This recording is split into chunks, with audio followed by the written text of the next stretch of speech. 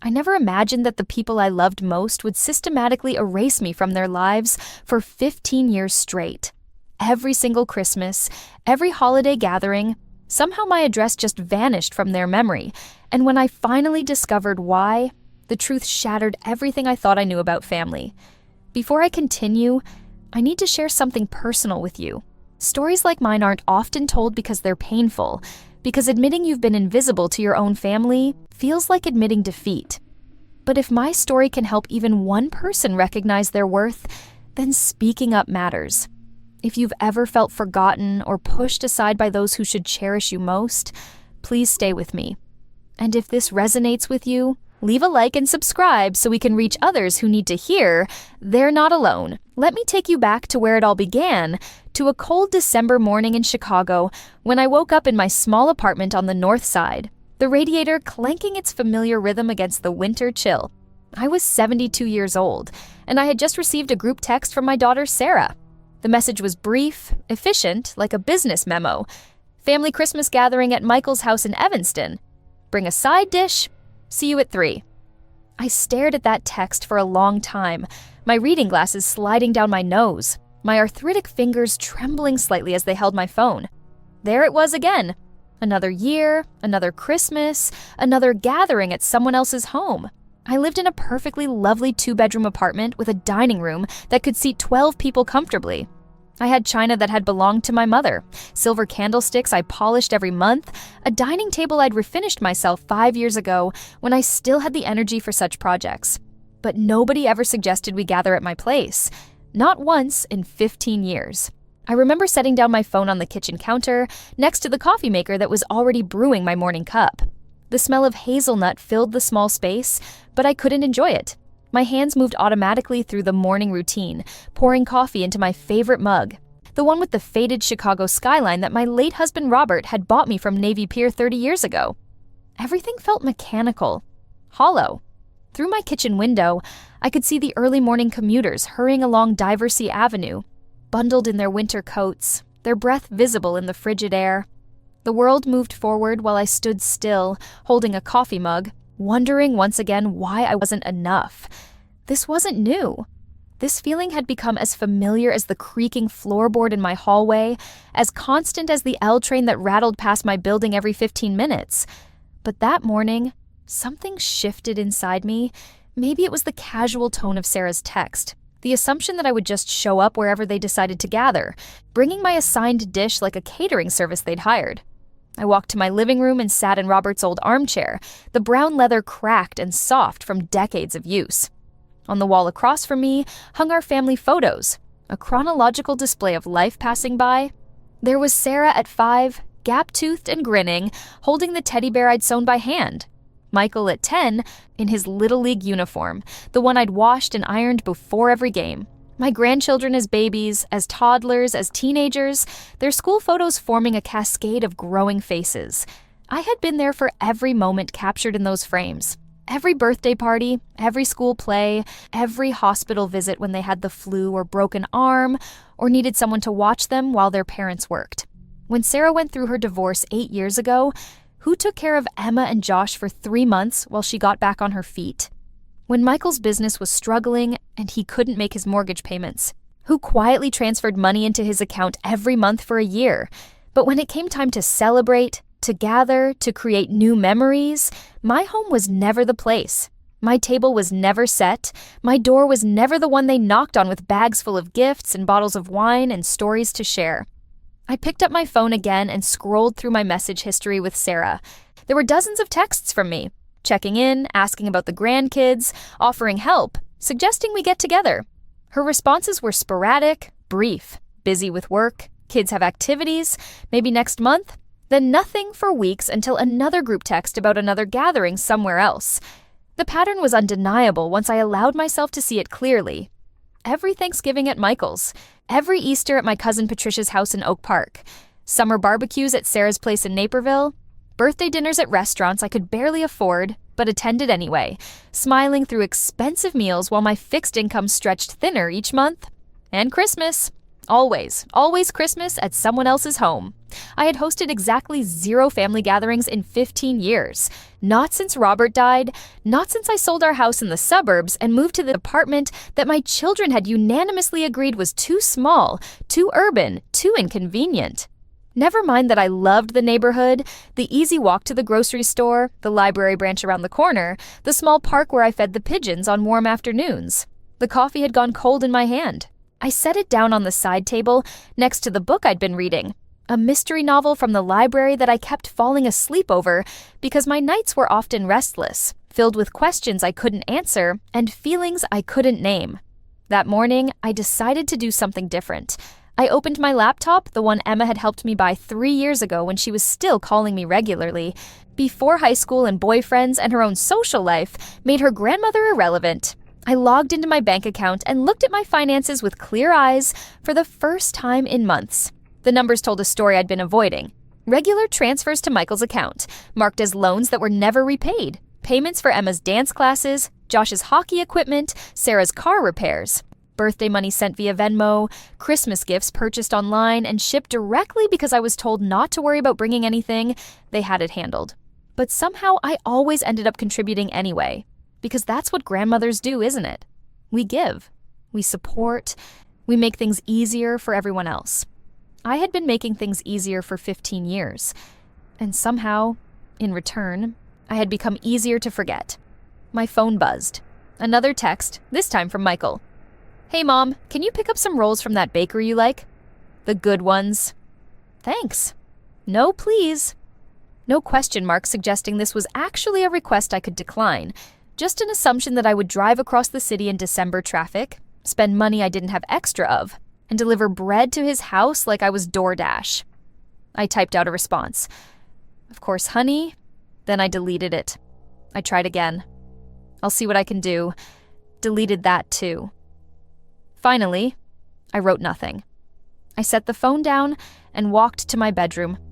In the closet, pushed to the back behind my winter coats, was a box I hadn't opened in years. I pulled it out, my knees protesting as I knelt on the carpet, and lifted the lid. Inside were photo albums, the old-fashioned kind with actual printed pictures slipped into plastic sleeves. Robert and me on our wedding day, young and impossibly hopeful. The kids as babies, as children, at graduations and weddings. And tucked between the albums, a folder of documents. I pulled out the folder and opened it. My will. Drafted 10 years ago with the help of an attorney in the Loop, whose office had windows overlooking Lake Michigan. I remembered that day clearly, how official it all felt, how permanent. The attorney had been professional and kind, explaining how my estate would be divided equally between Sarah and Michael, with trusts established for the grandchildren's education.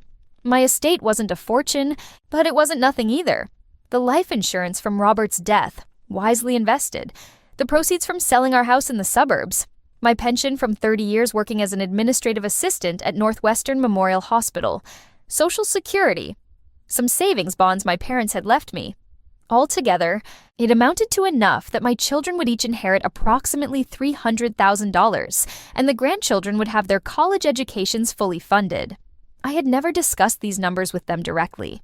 It seemed crass, somehow, to talk about money and inheritance while I was still alive and well, but they knew. Sarah had asked me once, years ago, if I had my affairs in order, if I'd seen an attorney, if everything was documented properly. I'd assured her it was, feeling pleased that she cared about such practical matters. Now, sitting on my bedroom floor with that folder in my lap, I wondered if that concern had been about me or about the money. I slipped the will back into the folder and returned everything to the box, pushing it back into the closet. But the knowledge of it sat differently now, heavy and significant in a way it hadn't been before. The rest of that day passed in a strange fog. I went through my routine, vacuuming my apartment, doing laundry in the basement facilities, preparing a simple lunch of soup and crackers. I called my friend Dorothy, a woman I'd met at the senior center when I first moved to the neighborhood. We talked for an hour about nothing important, and everything she said felt more genuine than most conversations I'd had with my own children in years. When I hung up, I felt the contrast sharply. Dorothy remembered details about my life. She asked about my health, my hobbies, whether I'd finished the mystery novel I'd told her about last week. She invited me to join her for a movie at the Music Box Theater on Southport, a place I'd always wanted to go but had never quite managed to visit. My own children remembered to text me their orders for Christmas dinner contributions. That night, I lay in bed listening to the city sounds through my window. Sirens in the distance, the rumble of the eel, voices of people walking home from bars and restaurants, living their lives, connected to other humans in ways that felt increasingly foreign to me. I thought about all the Christmases I'd hosted when Robert was alive, when we lived in our house in Skokie with the big backyard and the dining room that could seat 16 people comfortably. I remembered cooking for days, preparing turkey and ham and 3 kinds of potatoes and homemade pies and cookies shaped like stars and trees.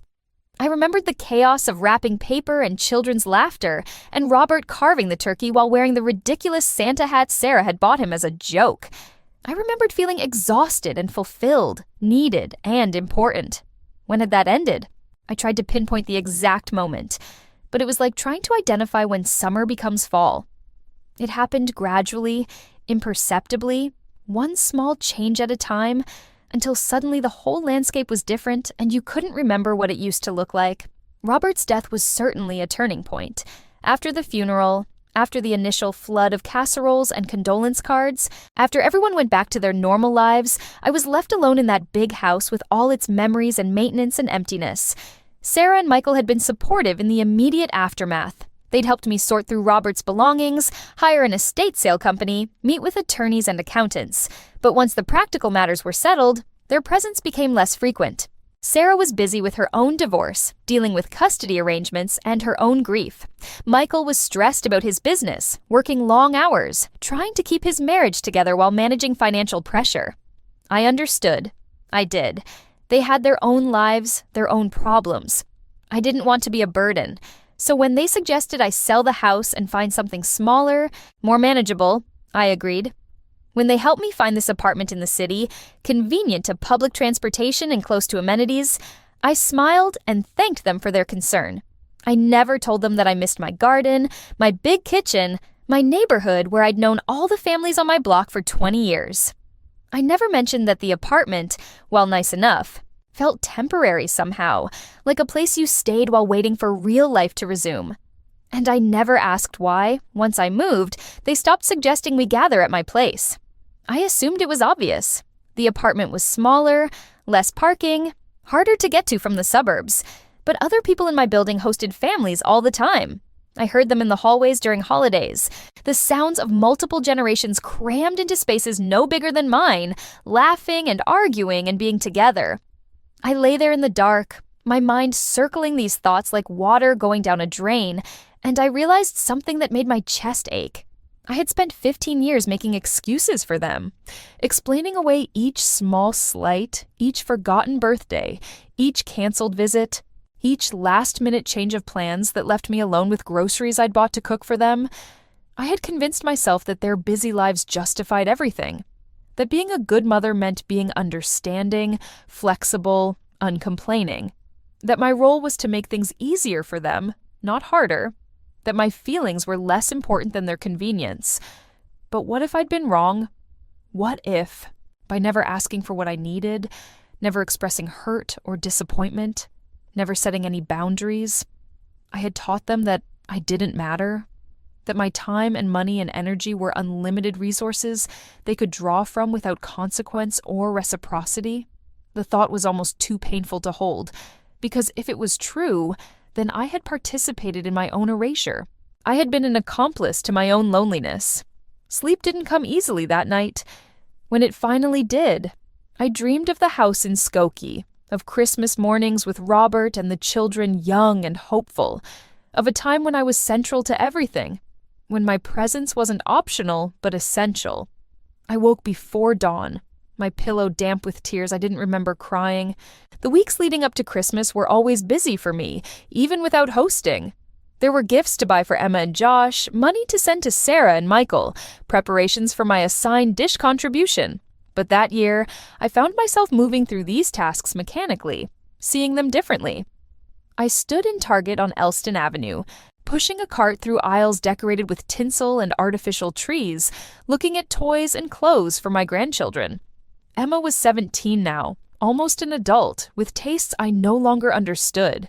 She'd barely spoken to me in months. Our last real conversation happening sometime in the summer when she'd needed a ride home from a friend's house because she'd missed her curfew and was afraid to call her mother. I'd picked her up at midnight, driving 40 minutes each way, and we'd talked in the car about her plans for college, her boyfriend troubles, her fights with Sarah. It had felt like old times, like when she was younger and would tell me everything. She'd hugged me when I dropped her off and promised to call me soon. She never did. Not once in 5 months. The next time I heard from her was a group text wishing everyone happy Thanksgiving, sent to at least 20 people based on the recipient list. I was just another name in her contacts, no more significant than her third-period algebra teacher. Josh was 14, deep in that age where everything adults did was embarrassing and stupid. He barely looked up from his phone when I was around, responding to my questions with one-word answers when he responded at all. I didn't blame him. Teenagers were supposed to be self-absorbed.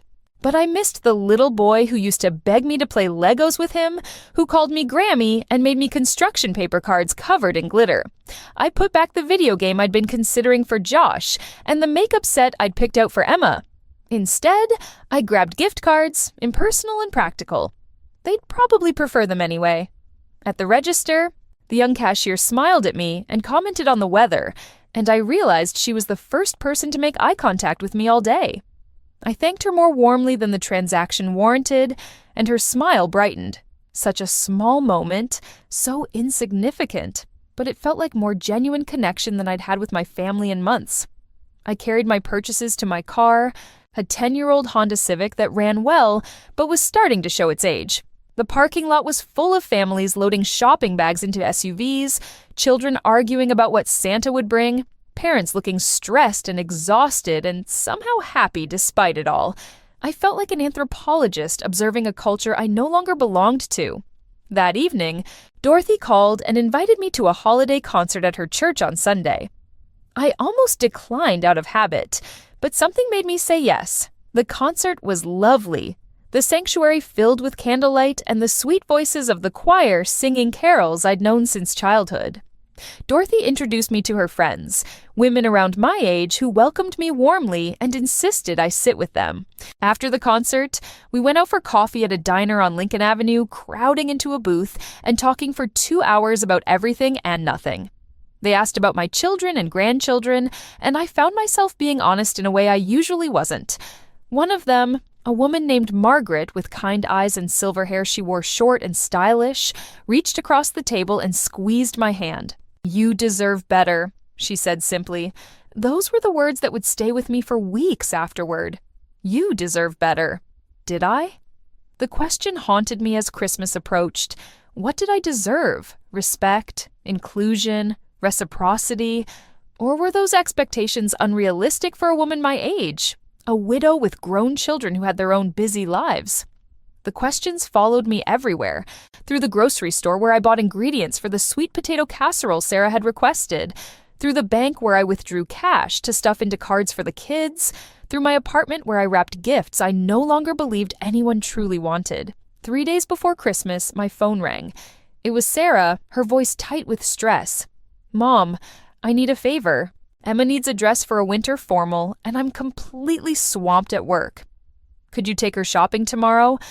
And maybe they could use some cash for the dance and dinner?" I should have said no. I should have told her I was busy, that Emma was old enough to shop on her own, that my money wasn't an unlimited resource to be tapped whenever convenient. But decades of habit are hard to break. "Of course, honey," I said. "What time should I pick her up?" The relief in Sarah's voice was palpable. "You're a lifesaver, Mom. Emma will text you the details. I have to run, crazy day. Love you." She hung up before I could respond. I stood in my kitchen, phone in hand, wondering if she'd actually said she loved me or if I'd imagined it because I wanted so badly to hear it. Emma texted an hour later. "Can you pick me up at 11? Need to go to Woodfield." No greeting, no please, no acknowledgement that I was doing her a favor.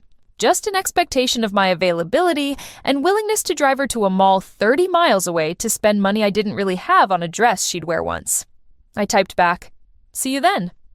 That night, I pulled out my checkbook and looked at my balance. The math was sobering.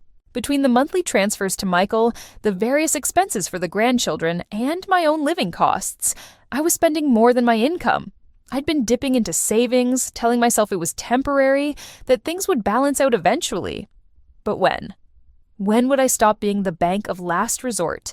When would my children stand on their own feet financially? Michael was 45 years old. Sarah was 42. They weren't kids anymore.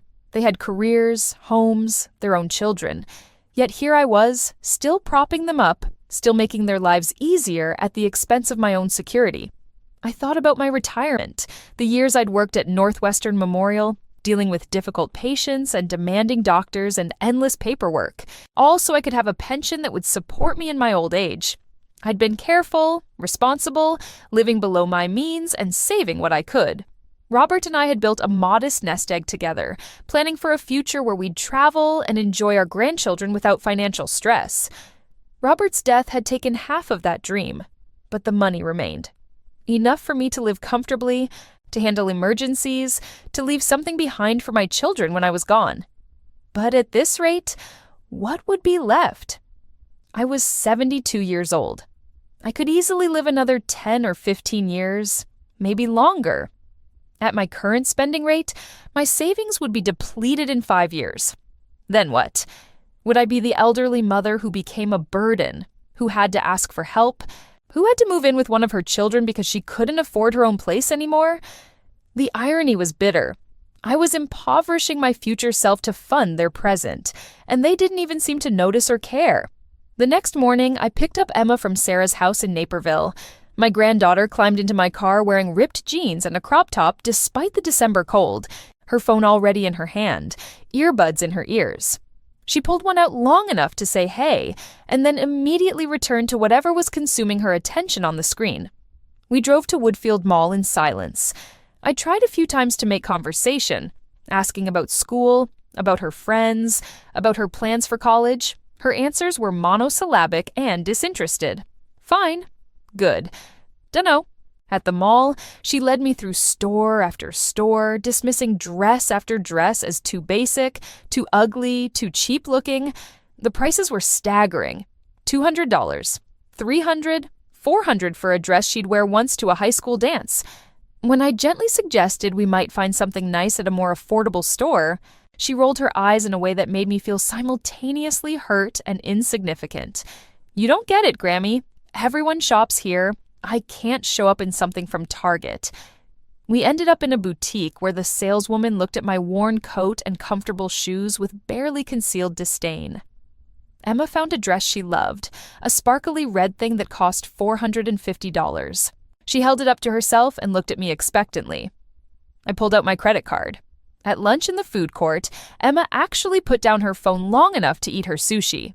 I tried again to connect with her, asking about the boy she was going to the dance with, whether she was excited about winter break, what she wanted for Christmas. She picked at her food and answered without looking at me. Her attention was constantly drawn back to her phone, to messages and notifications that were clearly more important than our time together. When I asked about her college applications, she sighed heavily. Mom's been on me about that constantly. I just want to enjoy senior year, you know? There's so much pressure all the time. I nodded, remembering how I'd helped Sarah fill out her college applications, sitting with her for hours at our kitchen table, proofreading essays, researching financial aid. I'd offered to help Emma too, but Sarah had said they had it handled. Does your mom need any help with the application fees? I asked. I know those can add up. Emma shrugged. I guess. She's been stressed about money lately. She and Uncle Mike were talking about it at Thanksgiving, about how expensive everything is now, and how much they wish Grandpa hadn't died so young, because apparently you'd both have way more money now or something. The casual way she delivered this information, the thoughtless cruelty of it, hit me like a physical blow. They'd been discussing my finances, my widowhood, my reduced circumstances, in front of my teenage granddaughter, as if my grief and loss were primarily notable for their financial inconvenience. I couldn't speak. I picked up my water cup just to have something to do with my hands, to hide the trembling that had started in my fingers. Emma didn't notice. She was back on her phone, smiling at something, typing rapidly. When she finished, she looked up at me as if just remembering I was there. Oh, Mom also wanted me to ask if you could help with dance tickets and dinner money. Like maybe $200? The tickets are expensive and we want to go to this nice restaurant before. I heard myself agreeing. I heard myself asking for her Venmo information so I could transfer the money. I heard myself telling her to have fun at the dance, to send me pictures. My voice sounded normal, pleasant even, like it was coming from somewhere outside my body. On the drive back to Sarah's house, Emma put her earbuds back in and closed her eyes, done with me now that she'd gotten what she needed. I drove in silence, my thoughts a chaotic swirl of hurt and anger and shame. When we pulled up to the house, Emma grabbed her shopping bag and opened the door. "Thanks, Grammy. I'll send you pics from the dance." She was gone before I could respond, disappearing into the house without looking back. I sat in my car in Sarah's driveway for a long time after that. Through the front window, I could see into their living room. There was a Christmas tree, tall and beautifully decorated, surrounded by piles of wrapped presents.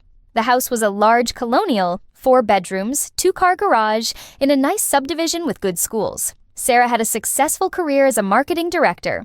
Her husband made good money in tech sales. They weren't struggling, they were comfortable, maybe even prosperous, yet somehow they'd positioned themselves as financially stretched, as needing help from their widowed mother who lived in a small city apartment on a fixed income. And I had enabled this. Year after year, I'd written checks and made transfers and bought gifts and paid for extras, never asking if they really needed the help or if they'd just grown accustomed to having access to my money. I drove home slowly, taking Lakeshore Drive despite the longer route because I needed the sight of the water, the reminder that there was something bigger and more permanent than my small, painful problems. The lake was gray and choppy under the winter sky, and I found it oddly comforting. That evening, I did something I'd never done before. I opened a notebook and started writing down everything I'd spent on my children and grandchildren over the past year. Every transfer to Michael, every expense for the grandchildren, every gift, every dinner I'd paid for, every tank of gas I'd filled up for them when they visited and left with empty tanks. The numbers were devastating. I'd spent over $40,000 on them in 1 year. $40,000. That was more than half my annual income from pension and Social Security combined. I'd been drawing down my savings at an alarming rate to maintain their lifestyles, while my own was becoming increasingly precarious. And for what? For group texts and forgotten birthdays and Christmases at other people's houses. For a granddaughter who saw me as an ATM with minimal withdrawal fees. For children who discussed my widow status as a financial inconvenience. I closed the notebook and sat in my quiet apartment, listening to the sounds of other people's families celebrating in neighboring units. Someone was cooking something that smelled amazing. Children were laughing somewhere above me. A couple was arguing in Spanish in the apartment below, their voices rising and falling in a familiar cadence of intimacy and irritation. Everyone else had someone.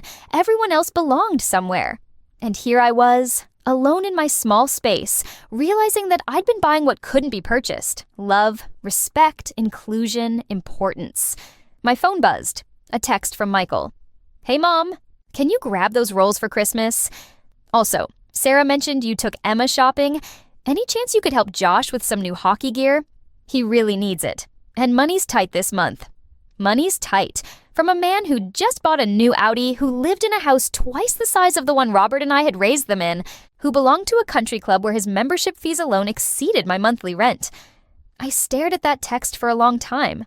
My thumb hovered over the keyboard, preparing to type what I always typed. "Of course, honey, whatever you need. Let me know the details." But I didn't type it. I closed my phone without responding and set it face down on the coffee table. Something had broken inside me in that mall food court, or maybe in Sarah's driveway, or maybe it had been breaking slowly for 15 years and had finally fractured completely. Whatever it was, I couldn't fix it by sending more money, or being more understanding, or making fewer demands. I looked around my small apartment, at the furniture I'd chosen carefully to fit the space, at the books lining my shelves, at the photos on my walls of people who used to love me, or maybe never did. This was my home. This was my life. And I was living it in service to people who saw me as a resource rather than a person. That night, I lay in bed and made a decision. I didn't know yet what form it would take or how I would implement it, but the decision itself was clear and solid and non-negotiable. I was done. Done being forgotten. Done being taken for granted. Done funding lifestyles I couldn't afford while my own security crumbled.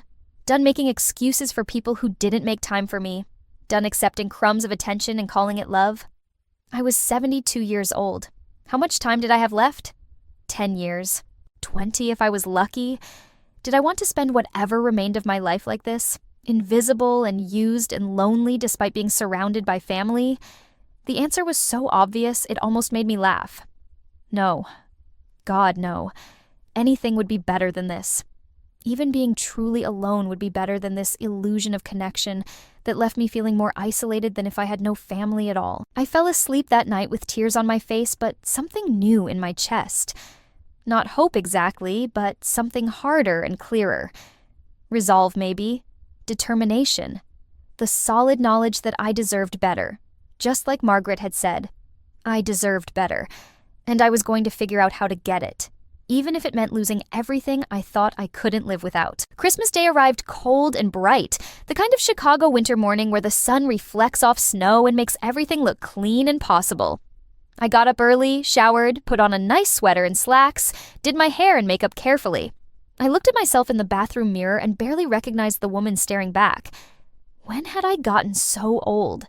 When had these lines appeared around my mouth, this softness under my jaw?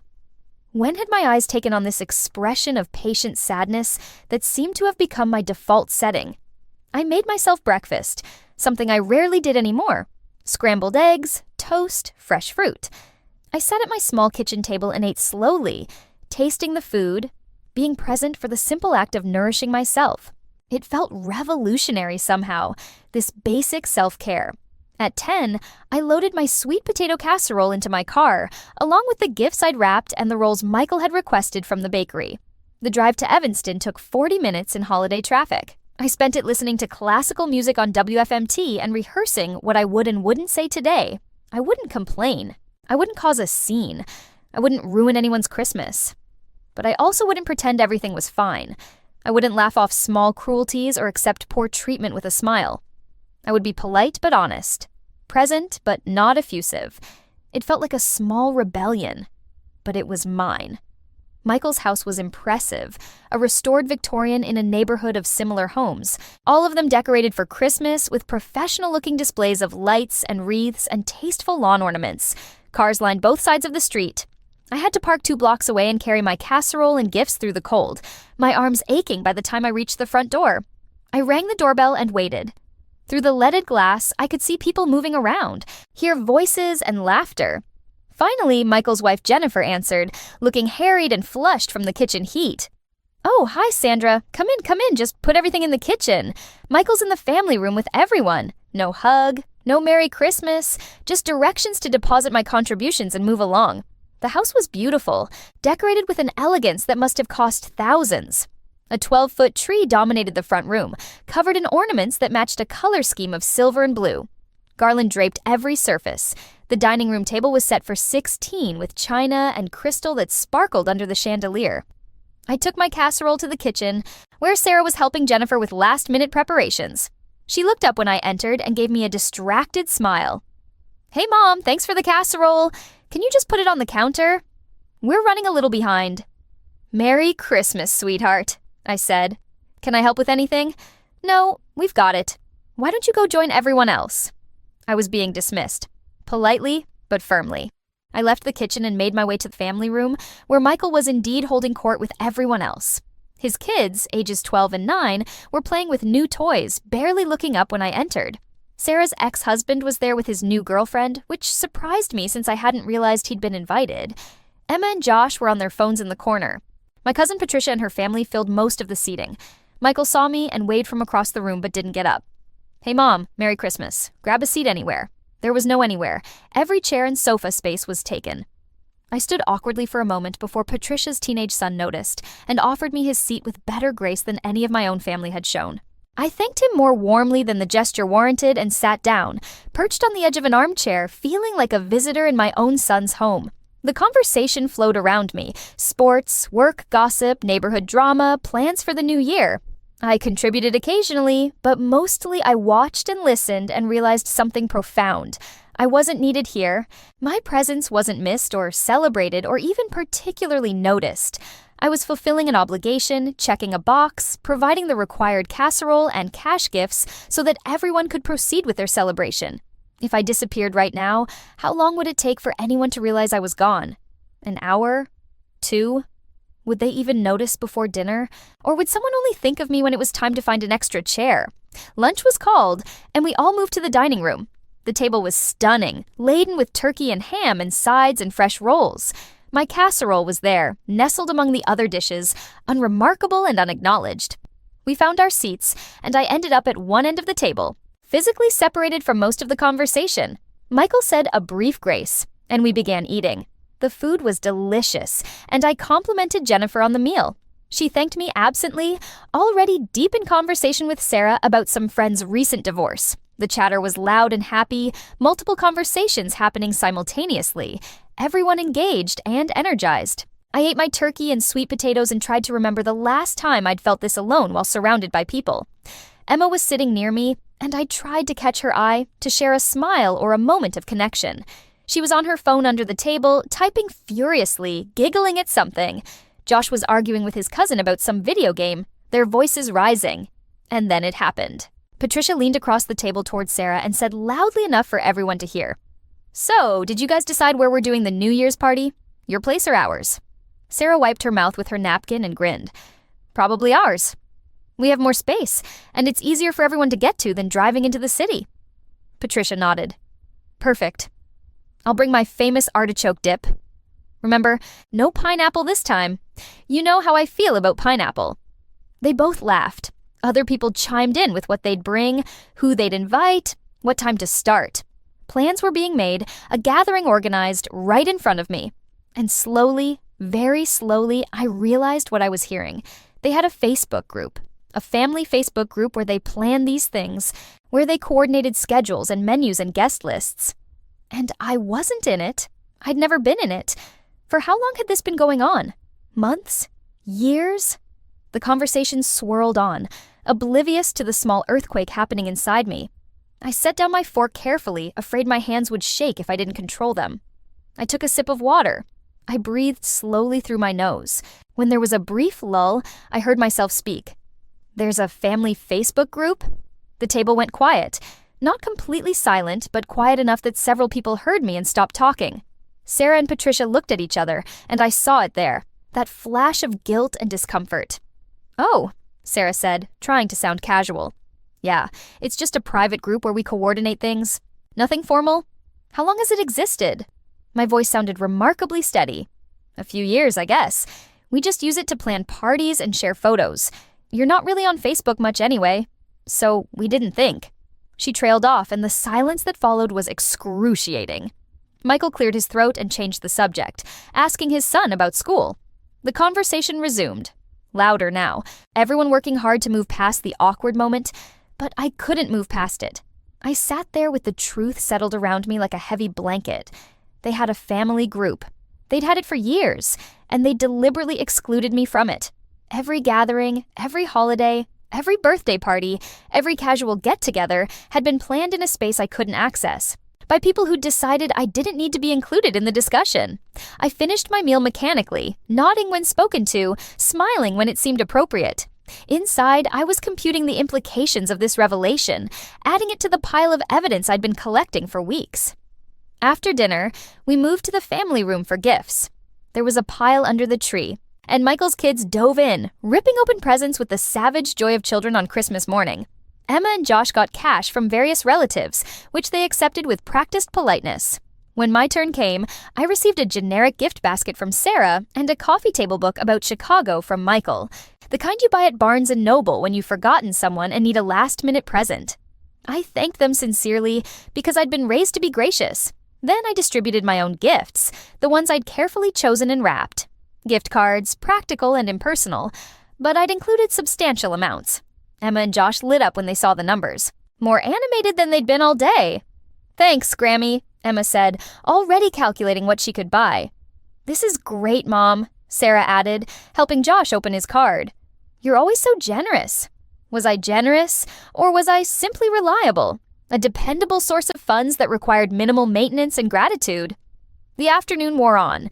People moved around the house. Some helping with dishes, others watching football in the family room, children playing with their new toys.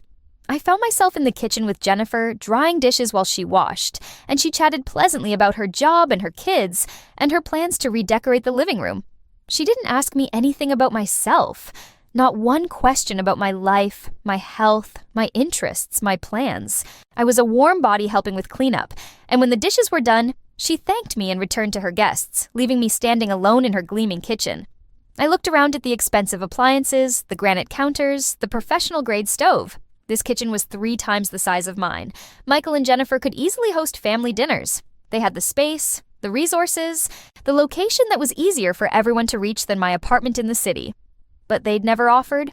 In 15 years, not once had they suggested we gather here for a holiday I was hosting.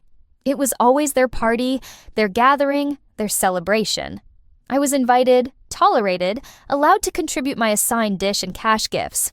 But it was never about me. Never in my home, never on my terms. I walked back to the family room and stood in the doorway, watching my family. They were happy, comfortable, engaged with each other. A perfect Christmas scene. Everyone exactly where they wanted to be. Except me. I was standing in the doorway like a ghost, present but not participating, seen but not noticed. Michael looked up and caught my eye. He smiled. The same charming smile he'd had since he was a little boy. "You doing okay, Mom? Need anything?" "I'm fine, honey. I think I'm going to head out soon. It's a long drive back to the city." "Already?" "But it's only 4 o'clock. We're about to have dessert." I smiled my most pleasant smile. "I'm a little tired, but thank you for having me." Everything was lovely. He didn't argue or try to convince me to stay. He accepted my departure with the same easy grace he accepted everything from me. My money, my time, my contributions, my absence. It was all the same to him, all equally expected and equally unremarkable. I gathered my things, said my goodbyes to the room at large. Sarah hugged me quickly, already turning back to her conversation before I'd fully stepped away. Emma and Josh thanked me again for the gift cards. Patricia told me to drive safely.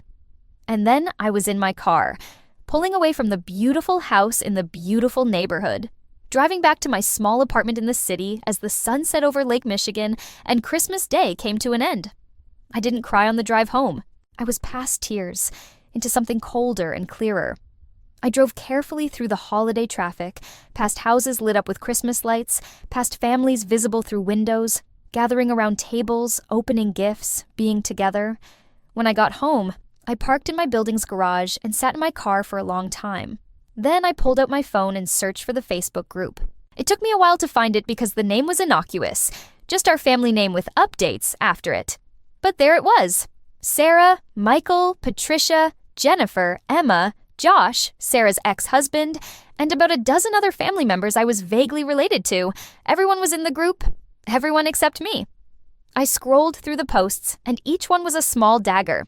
Photos from gatherings I hadn't attended, inside jokes I didn't understand, discussions about coordinating schedules, planning surprises, organizing events. Years of family life had been happening in this digital space, and I'd been locked out of all of it. There was a post from last month, Sarah asking who wanted to host Thanksgiving this year. Multiple people had responded with suggestions and offers. Not one person had mentioned me. Not one person had said, "What about Sandra? What about Mom's place?"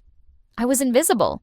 Not forgotten, because you can't forget someone who was never considered in the first place. I had simply been erased from the equation, removed from the list of options, excluded so completely that my absence wasn't even noteworthy. I sat in my dark car in the garage and felt something inside me harden into resolve. I'd spent Christmas Day watching my family bond and celebrate and make plans, all while I stood on the outside looking in. I'd watched them accept my money and my contributions and my gifts without any acknowledgement of what I'd sacrificed to provide them. And I was done. Completely, utterly done. The next morning, I woke early and called the attorney who drafted my will 10 years ago. His office was closed for the holidays, but I left a detailed message on his voicemail. I wanted to change my will. I wanted to discuss trusts and conditions and what legal options I had to protect my assets. I wanted an appointment as soon as possible. Then I called my bank and asked about stopping automatic transfers. The representative was cheerful and helpful, walking me through the process. It would take a few days to implement, but yes, I could absolutely stop any recurring transfers from my account. I sat at my kitchen table with my coffee and my notebook and I made a list. Every recurring expense, every regular contribution, every way my money flowed from my account to my children's lives. And next to each item, I wrote one word: stop. It felt revolutionary and terrifying. What would happen when the money stopped flowing? What would they say? What would they do? More importantly, what would I do with my life when I was no longer defined by my role as their financial support system? The questions swirled in my mind as I went about my day. I cleaned my apartment thoroughly, finding satisfaction in the simple domestic tasks. I went to the library and checked out books I'd been meaning to read for months. I called Dorothy and accepted her invitation to New Year's Eve dinner with her and some friends. 3 days after Christmas, Michael called me. "Mom, there's a problem with the transfer. It didn't go through this month." His voice held an edge of concern that I recognized. Not concern for me, but concern about the money. "I know," I said calmly. "I stopped the automatic transfers. I'm reevaluating my budget and expenses." There was a pause. "What? Why? Is something wrong? Are you having financial problems?" The irony of that question nearly made me laugh. Was I having financial problems? Yes, Michael, I was. I'd been draining my savings to support my adult children's comfortable lifestyles while my own financial security eroded. "No financial problems," I said. "I'm just making some changes. Being more careful with my spending." "But I need that money, Mom. I have expenses. Bills. The kids need things for school. You know how expensive everything is." "I do know," I said. "Which is why I need to be more careful about my own expenses. You're 45 years old, Michael. You have a successful business and a beautiful home. I'm sure you'll figure it out." Another pause. Longer this time. "Are you mad about something? Did I do something wrong?" It would have been so easy to say no, to smooth things over, to make it easy for him like I always did. But I was tired of making things easy for everyone else. "I'm not mad," I said. "I'm just taking care of myself. I'll talk to you later, honey." I hung up before he could respond. My hands were shaking, but I felt more alive than I had in months. Sarah called an hour later. Michael called me. "What's going on, Mom? Why are you cutting him off?" "I'm not cutting him off. I'm stopping the automatic transfers. There's a difference, but he depends on that money. We all thought. I mean, you've always been so generous. And I will continue to be generous when I choose to be, for things I choose to support. But the regular monthly transfers are stopping. Michael is a grown man with his own income. He doesn't need his elderly mother subsidizing his lifestyle." "Elderly? You're not that old, Mom, and it's not like you need the money. What else are you going to do with it?" The question hung in the air between us, revealing so much about how she saw me, how they all saw me. I was a bank, a resource, a source of funds that existed primarily for their benefit. My own needs, my own future, my own security were irrelevant, because what could an old woman possibly need money for? "I might travel," I said. "I might renovate my apartment. I might invest it or save it or spend it on myself for once. It's my money, Sarah. From my years of work and my late husband's life insurance. It's not a family resource for everyone to draw from indefinitely." Her voice turned cold. "This is because of Christmas, isn't it? You're punishing us. I'm not punishing anyone. I'm simply setting boundaries. I'm allowed to have boundaries, even with my own children. We didn't mean to hurt your feelings about the Facebook group. It just never came up. You don't really use social media anyway." "You've had that group for years, Sarah. Every holiday, every gathering, every family event has been planned there. And you deliberately left me out. You didn't just forget to add me. You actively decided I shouldn't be included." I heard her exhale, and when she spoke again, her voice was defensive. "It's easier this way. You live so far away, and your place is small, and you're always so busy. We just didn't want to burden you." Burden me with what? With being part of my own family? With having a say in where we gather? With hosting my children and grandchildren in my own home? "Mom, you're being dramatic. We're just trying to make things convenient for everyone." Convenient for everyone except me. That's not fair, isn't it? When's the last time we gathered at my apartment, Sarah? When's the last time anyone suggested it? When's the last time you asked what I wanted instead of just telling me where to show up and what to bring? She was quiet, And I could picture her face, the way her lips would be pressed tight, the way her eyes would be calculating how to turn this around, how to make me the unreasonable one. "If you wanted to host, you should have said something," she finally said. "We're not mind readers. We can't know what you want if you don't tell us." "I shouldn't have to beg to be included in my own family," I said quietly. "I shouldn't have to fight for basic consideration and respect. Those should be givens, especially from my own children." "So, what are you saying? You're just going to cut us off? Punish us because your feelings are hurt?" "I'm saying that things are going to change. I'm done being the family ATM that everyone withdraws from without a second thought. I'm done attending gatherings where I'm an afterthought. I'm done making excuses for being treated like I don't matter. You do matter, Mom. You're being ridiculous. Then show me I matter. Invite me to things because you want me there, not because you need me to bring a casserole or write a check. Include me in your plans. Ask about my life. Treat me like a person who has value beyond what I can provide financially. We do all those things. No, Sarah, you don't. And I'm done pretending you do." I hung up on my daughter for the second time in my life. And this time the shaking in my hands felt less like fear and more like adrenaline. I was fighting back. Finally, after 15 years of passive acceptance, I was fighting back. That evening, I got a series of texts from Emma. "Grammy, Mom says you're mad at us? That's not fair. We love you. You know that." "Do I?" I typed back. "When's the last time you called me just to talk? When's the last time you wanted to spend time with me when you didn't need something?" She didn't respond to that. Instead, 20 minutes later, she sent, "Mom says you're stopping the money transfers? What about my college fund? You promised you'd help with that." I did promise, and I will honor that promise. But your mother and uncle need to start managing their own finances without depending on me. That's not my fault. Why should I be punished because you're mad at them? You're not being punished. Your college fund will be protected, but I'm not going to continue subsidizing everyone's lifestyle at the expense of my own security. This is so unfair. She added a crying emoji for emphasis. I didn't respond. I set my phone down and stared at it like it was a snake that might bite. My granddaughter was manipulating me, or trying to. When had she learned to do that? Had she always been like this? Or had I enabled it by never saying no, never setting limits, never teaching her that my resources weren't infinite? The next few days were a blur of phone calls and texts and attempted interventions. Patricia called to tell me I was being too sensitive. Jennifer sent a long email about how hard it was for young families these days and how important grandparent support was. Even Sarah's ex-husband texted me, which was bizarre, telling me that Sarah was really stressed and maybe I could cut her some slack.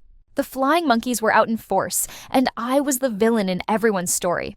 The unreasonable old woman who was punishing her family over a silly misunderstanding, the dramatic grandmother who was making a mountain out of a molehill. But I held firm. Every attempted manipulation made me more certain that I was doing the right thing. If my boundary setting made me the villain, then I'd be the villain. It was better than continuing to be the victim. A week into January, my attorney called. We met at his office downtown in a glass tower overlooking the lake. He was older than I remembered, maybe my age or close to it, with kind eyes behind wire-rimmed glasses. I told him everything. The Facebook group, the forgotten Christmases at my house, the constant financial drain, the casual cruelty, the realization that I'd been funding a family structure that had no real place for me. He listened without interrupting, making occasional notes on his legal pad. When I finished, he sat back in his chair and regarded me thoughtfully. "What you're describing is financial elder abuse," he said gently. "Not in the legal sense, perhaps, but certainly in the emotional sense. Your children have been exploiting your generosity and your desire to maintain family relationships." "Is what I'm planning legal?" I asked. "Can I change my will to disinherit them, or put conditions on their inheritance?" "You can do whatever you want with your estate. It's your money. However, there are some considerations. If you disinherit them completely, they could contest the will. It's better to leave them something, even if it's minimal, and explain your reasoning in a letter of intent. That makes it harder to challenge. We spent 2 hours going over my options. I could set up trusts with conditions, I could change beneficiaries, I could leave specific bequests, I could protect my assets while I was alive through careful legal structures that made them harder to access. By the time I left his office, I had a plan. It wasn't about punishment or revenge. It was about protecting myself and ensuring that what I'd spent my life building wasn't squandered by people who took me for granted. The new will was simple in its philosophy. My children would each receive $50,000 upon my death. The rest of my estate, which would be substantial if I stopped the financial hemorrhaging, would be divided between charities I cared about and a trust for my grandchildren's education that couldn't be accessed by their parents. Sarah and Michael would get enough to feel acknowledged, but not enough to retire on or solve all their problems. The bulk of my estate would do actual good in the world through organizations that helped the elderly, funded medical research, and supported educational opportunities. And if they wanted more, if they wanted to be written back into my will as major beneficiaries, they would have to earn it. Not with occasional visits or obligatory holiday invitations, but with genuine relationship, respect, and inclusion in my life. My attorney drafted the documents, and I signed them with a sense of profound relief. Whatever happened now, I had taken control of my own story. I was no longer a supporting character in their lives. I was the protagonist of my own. The next Sunday, I did something I'd been thinking about for weeks. I invited Sarah and Michael to lunch at my apartment. Both of them arrived looking wary, like they expected an ambush. I'd made a simple meal, pasta and salad, and set my small table carefully. When they sat down, I served them and then took my own seat, looking at my two children, seeing them clearly perhaps for the first time in years. They were adults, middle-aged really, with their own worries and struggles and complications. They had become people I might not even like if we weren't related. When had that happened? When had the sweet children I'd raised become these entitled adults who saw me as an obligation rather than a person? I need to tell you both something, I began. I've changed my will. They exchanged glances. Michael shifted uncomfortably. Sarah's face went carefully neutral. I'm not angry, I continued. I'm not trying to punish you. But I'm also not going to continue living my life in service to yours, while my own needs and feelings are dismissed. I've spent 15 years trying to buy your love and attention, and it hasn't worked. So I'm stopping. Mom, Sarah started, but I held up my hand. Let me finish. I'm 72 years old. I've worked hard my entire life. I lost my husband 10 years ago, and instead of supporting me through that grief, you both became more distant. You didn't maliciously hurt me, but you stopped seeing me as a whole person with my own needs. I became useful to you primarily as a source of money and occasional babysitting. That's not true, Michael said, but his voice lacked conviction. Isn't it? When's the last time either of you called just to see how I was doing? When's the last time you invited me to something because you wanted my company, not my casserole? When's the last time you acknowledged my birthday without me reminding you? They were quiet. Sarah was crying silently, tears running down her face, but I couldn't tell if they were tears of genuine remorse or just tears of being called out. The Facebook group was the final piece, I said. Years of planning family events without including me. Not because I was too busy or lived too far away, but because it was easier without me, less complicated, more convenient. I was left out deliberately, and when I discovered it, nobody apologized. You just made excuses. We're sorry, Sarah whispered. We didn't mean to hurt you, but you did hurt me, and more importantly, you never noticed. You never thought about how your actions affected me because you never really thought about me at all. I was just there, reliable, available, ready to provide whatever was needed. What do you want from us? Michael asked, and I heard the anger underneath his question, the frustration of being held accountable. I want you to see me. I want to be included in my own family. I want relationships that don't revolve around what I can provide for you. I want phone calls that aren't about asking for favors. I want invitations that aren't obligations. I want to matter to you as a person, not as an ATM. And if we can't do that, Sarah's voice was small, then we'll have whatever relationship we have. But my money won't be part of it anymore. I've put aside funds for the grandchildren's education in trusts you can't access. You'll each inherit something when I die, but it won't be the fortune you were expecting. The rest is going to charities that actually help people. You're punishing us, Michael said flatly. No, I'm protecting myself. There's a difference. Punishment would be cutting you off completely, refusing to see you, making your lives difficult out of spite.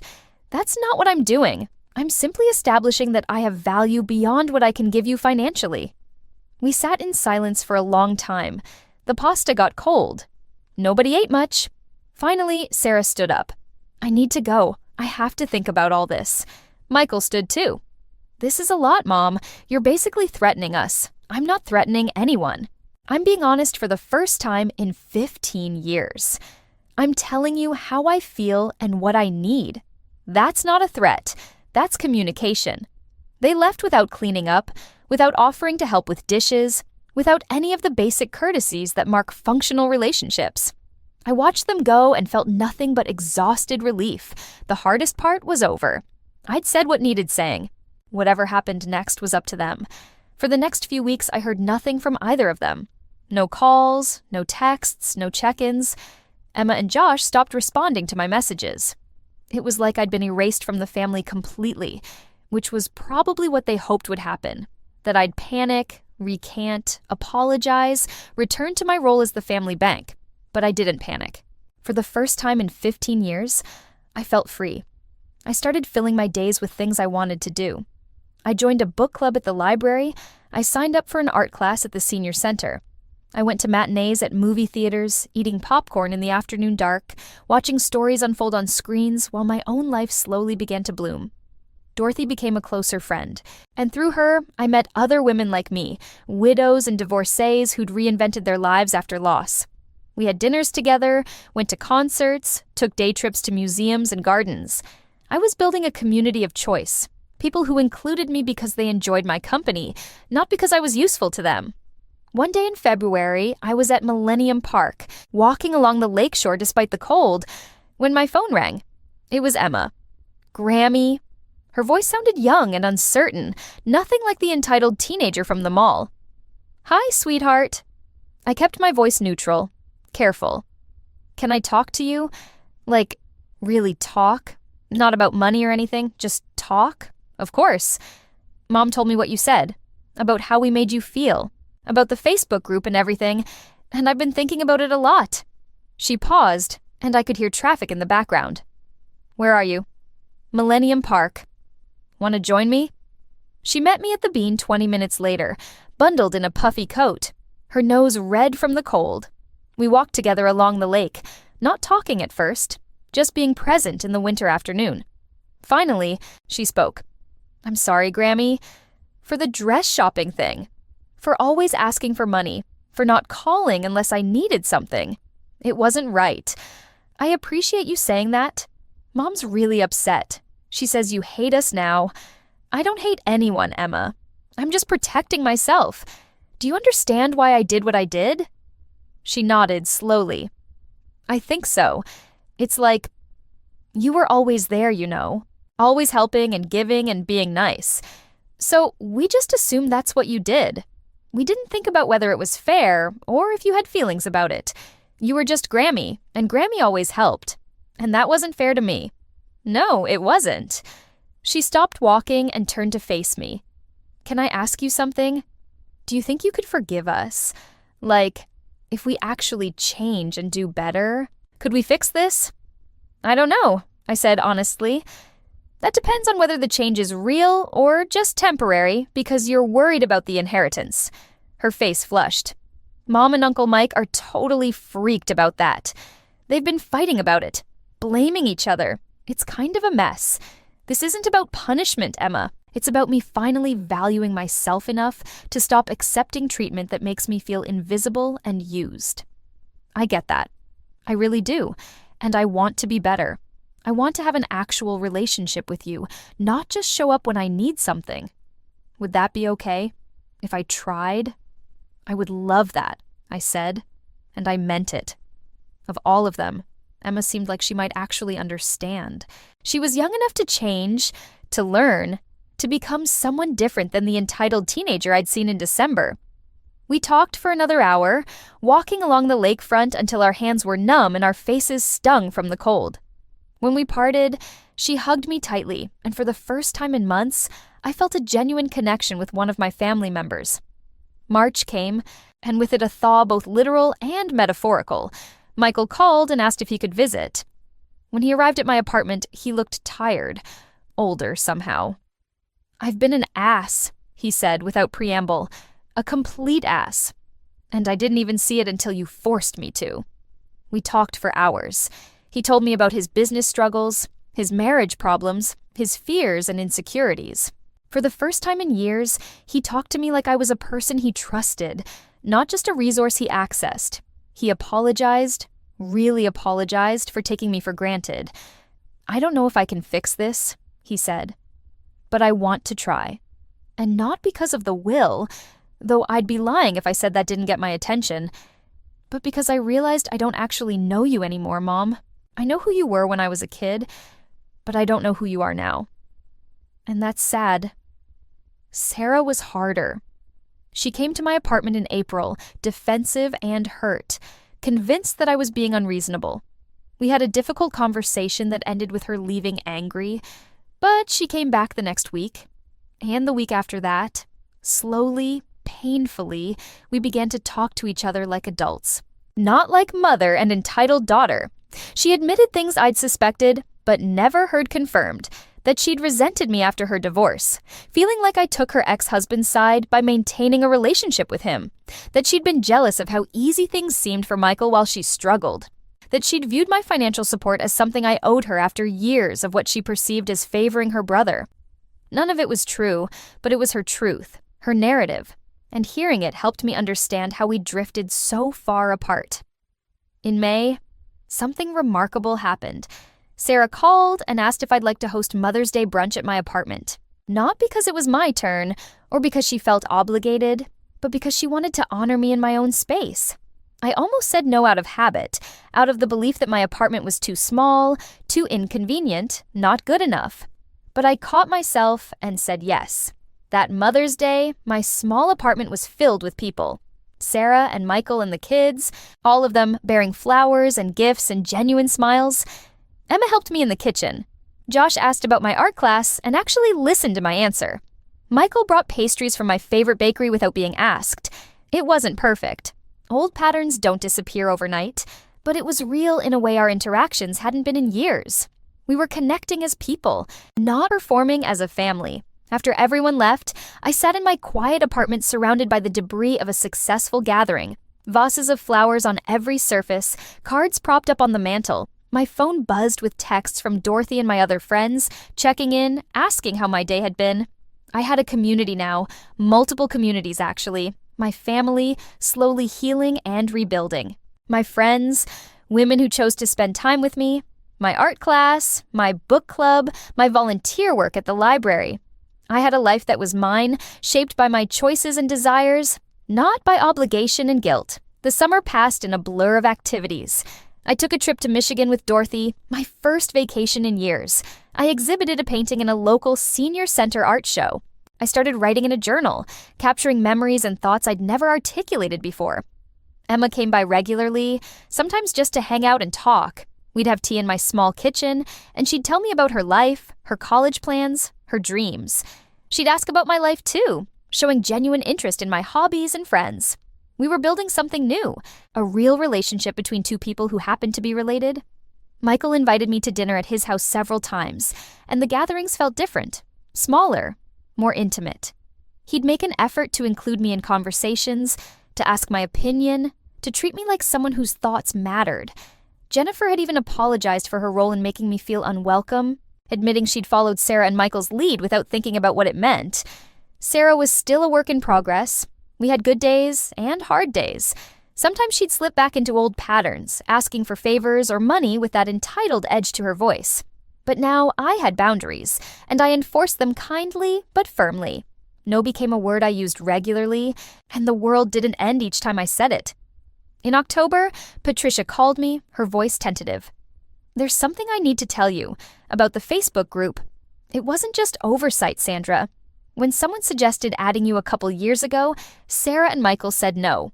They said you'd be too sensitive about everything and would complicate the planning. I should have pushed back. I should have insisted. I'm sorry I didn't." The admission hurt even though I'd suspected as much, but it also validated everything I'd felt. everything I'd experienced. I hadn't been imagining things or being too sensitive. I'd been deliberately excluded, and now at least people were being honest about it. "Thank you for telling me," I said. "I appreciate your honesty, even though it's painful to hear. I want to make it right." "We all do. Can you forgive us?" "I'm working on it," I said. "Forgiveness isn't something I can force. It happens when it happens." In November, a year after everything had fallen apart, we gathered at my apartment for Thanksgiving. I'd offered to host, and to my surprise, everyone had agreed. My small space was crowded with people, but it was a good crowded, a warm crowded. We cooked together, laughed together, told stories about Robert and old times. Michael carved the turkey at my table. Sarah made her famous pumpkin pie in my small oven. Emma and Josh set the table with my mother's china, handling each plate carefully like the precious objects they were. Patricia brought wine and told stories that had everyone laughing. At one point, I stepped back from the chaos of cooking and just watched them. My family, flawed and complicated, but trying. Actually trying to be better. To do better. To include me not out of obligation, but out of genuine desire to have me present. Was it enough? That was the question I wrestled with as the months passed. Could I forgive fully? Could I trust them again? Or would there always be a part of me that held back, protected, remembered? I didn't know the answer yet. Some wounds heal completely, and some leave scars that ache on cold days. But for the first time in 15 years, I felt like I had choices. I wasn't trapped in a dynamic that diminished me. I had agency, boundaries, a sense of my own worth that didn't depend on whether my family valued me.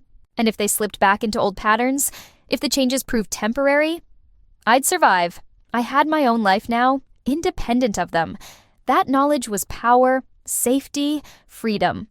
Christmas came again, exactly 1 year after the morning I'd received that group text about gathering at Michael's house. This year, the planning happened differently. Sarah created a new family group chat and made sure I was included. We discussed options together, everyone voting on where to gather and what to contribute. When someone suggested my apartment, I felt a surge of emotion so strong I had to set down my phone and breathe through it. In the end, we decided on Michael's house because it had the most space, but the fact that my place had been seriously considered felt significant. This Christmas was different. I was welcomed warmly, greeted with hugs that lingered. My casserole was praised specifically and sincerely. I was given a comfortable seat near the fireplace, and people came to sit with me throughout the day, having actual conversations, showing genuine interest. Emma gave me a framed photo she'd taken of us at the park in February, the day we'd talked and started rebuilding our relationship. The inscription read, "Thank you for teaching me what real love looks like." Sarah and Michael had clearly contributed financially to a very generous gift card to an art supply store.